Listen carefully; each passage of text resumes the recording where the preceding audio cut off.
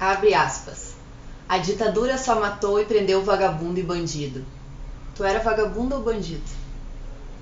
Nem uma coisa nem outra. Como é que um trabalhador vai ser bandido ou vagabundo? Eu fui preso quando eu trabalhava numa metalúrgica em Porto Alegre. E me arrancaram de dentro da fábrica às 8 horas da manhã.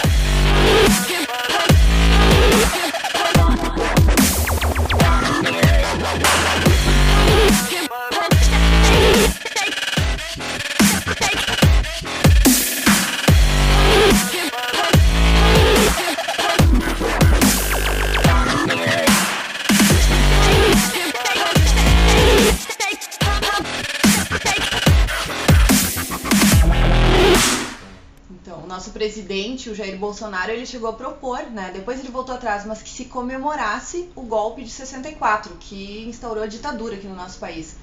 Isso é algo como a volta dos que não foram?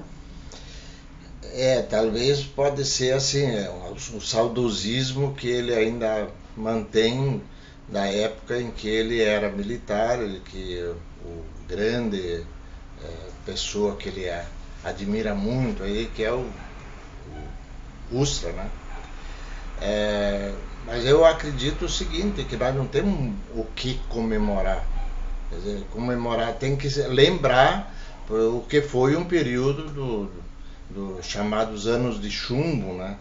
Que podíamos chamar assim, pegar uma figura como uma nuvem negra que se abateu sobre o nosso país na época, que durou 21 anos. Quer dizer,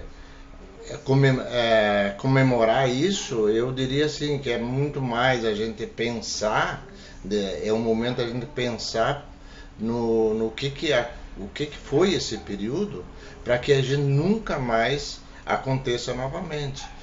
O que parece hoje assim um saudosismo dessas pessoas aí é no sentido de achar que não houve crime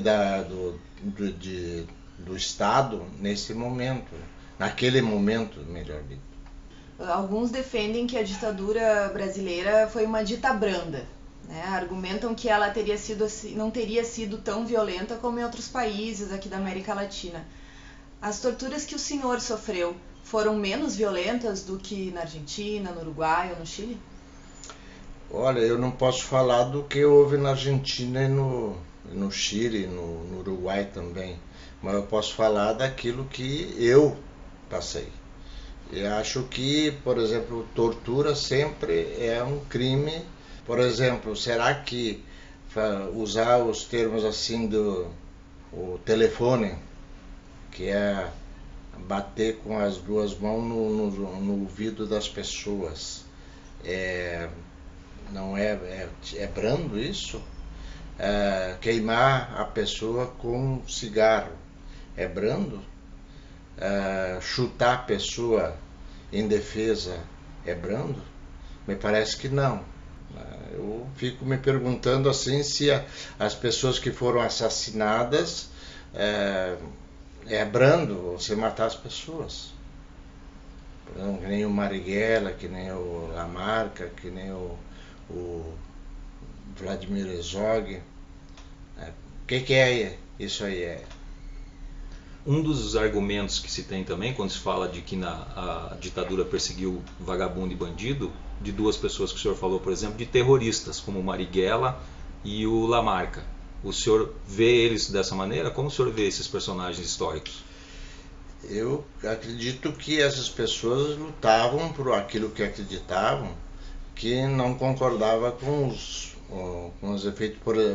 Por exemplo, o Lamarca era um militar que não concordava com o que estava acontecendo dentro dos quartéis, e aí ele entendeu que tinha que lutar, e a forma de luta que se apresentava naquele momento era enfrentando e denunciando o que estava sendo feito no país. Eu não acredito que essas pessoas sejam vagabundos, sejam terroristas, ou sejam o que foram, né, terroristas ou bandidos. Tu é um militante de esquerda. O golpe militar de 64 impediu, naquele momento, lá em 64, que o Brasil se tornasse comunista? Acredito que não, porque na verdade isso não estava na ordem do dia. Por exemplo, um país, por exemplo, uma sociedade socialista dirigida pelos comunistas. O que estava em jogo naquele momento era a discussão de melhorar a situação do país, e o que se discutia era as chamadas reformas de base, que acabaram não acontecendo. O que eram as reformas de base? Era fazer a reforma agrária, fazer a reforma tributária, fazer a reforma da universidade, né? A reforma do próprio sistema de governo, né? Que se dizia que era um governo das elites. Então nós tínhamos, por exemplo, as reformas de base que se discutia era exatamente dar um avanço na sociedade naquele momento. Qual a sua lembrança pessoal mais viva da ditadura aqui no Brasil? Olha, o que eu tenho assim é o que eu vivi. A situação que eu vivi, por exemplo, de ter que viver na clandestinidade, que não era uma opção, por exemplo, voluntária. Não, eu vou viver na clandestinidade. Quer dizer, era uma condição para continuar vivo. Então, isso que a gente viveu naquele momento era assim, que a todo momento tu estava sob salto. Será que eu